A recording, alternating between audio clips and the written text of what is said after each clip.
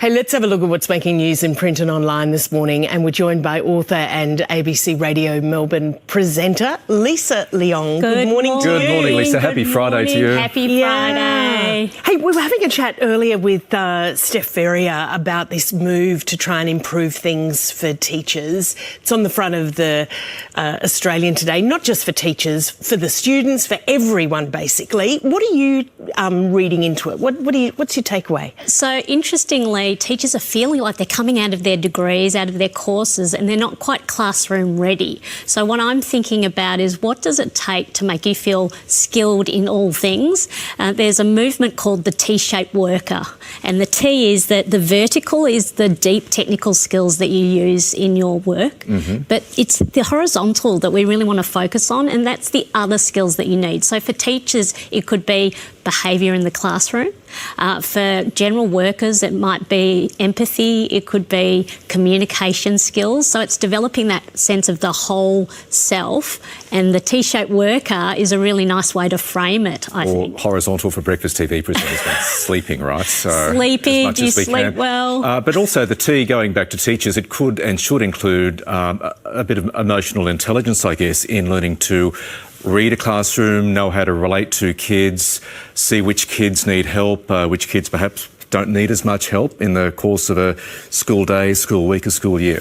And the question is, do you want this all in your degree, or might there be further skill development outside? Professional development, Yeah, so there's things like micro-credentials, which you may have heard about. I think they were short courses in the old way of talking, but micro-credentials are one way that you can skill up in other things that complement what you need to do. But now we're being a bit more explicit about it. So universities are taking up the mantle and thinking, OK, if you want to be in a profession or getting the skills, what are the other skills that you need? And I don't really like the term soft skills because I think they're actually quite difficult, and I also think that they're essential. Absolutely. And I mean, this has come from the teachers themselves who've said we're getting out there and not feeling like we're prepared, that they don't feel confident enough when they walk into these classrooms. Yeah, and that's the thing, is sometimes you do have to learn on the job, but there's also, I think, a lot of really good thinking around the fact that we should complement some of these degrees that may be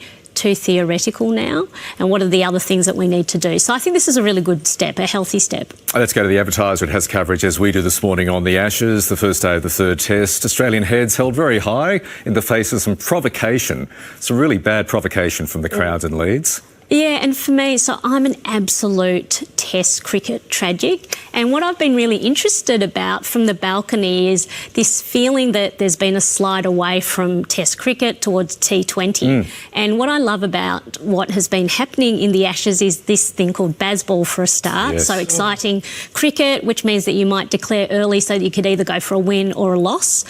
So I've been really happy with it, but I was wondering whether it's gone too far, because this passion, which is so important, turned into a bit of righteous indignation, let's say. I think the booing was a bit mean, to be honest. And so I'm excited about where Test cricket is going, and I want to encourage this passion, but I'm also a bit sad, I think, about the booing, and it just feels a bit mean. Yeah, I mean, look, there were certainly questions raised about Steve Smith being booed, given that he was having his 100th Test match, and that, you know, but is it because we've always expected cricket to be held to a higher level in the approach of crowds than other sports? Maybe we should just go, well, you know, it is what it is. The excitement, the passion is a good thing, Where's I guess. your love of cricket come from? One summer, I had a friend stay over, and we were at uni, and she just loved cricket so much. She kept on forcing me to watch it, to be honest. And so just by little, it started seeping into me, and now I absolutely attribute summer and cricket. And it's also that it's so strategic. I love the fact that you can have what seems like a slow sort of 4 days, and then in the fifth day it just goes absolutely bunter. It's like a sporting game of chess, lots of strategy, which is what I love about Test cricket as well. Let's finish. Nice threads, Lisa. Thank you, threads. Are you on the other threads? I have joined. Yes. So I wanted to see what all the hype was about. And so I decided to join early. Not that early, because apparently 8 million people have also joined. And I wanted to see what is the difference between Twitter, which maybe it was based on. It's very similar, and I guess maybe it's like Twitter in the early days. So people have been very nice on it. And I have a little phrase that I tend to use, which is a fool with a tool is still a fool. Yes. And so it doesn't really matter what the tool is, whether it's social media, but really thinking about your own behaviour and, you know, how am I going to use this? So let's see where it goes. But as I said, a fool with a tool is still a fool. So we're still human beings using these tools. So will it be different? Who knows? Lisa Leong, that is a very big question. We will see. Hey, always great to see you. Great to see you. Enjoy the cricket. Enjoy Thank the you. cricket. And it's great to see Rani Hayman. A pleasant return to the couch. Good morning, Michael and Lisa. Yeah, what you got? So the Women's World Cup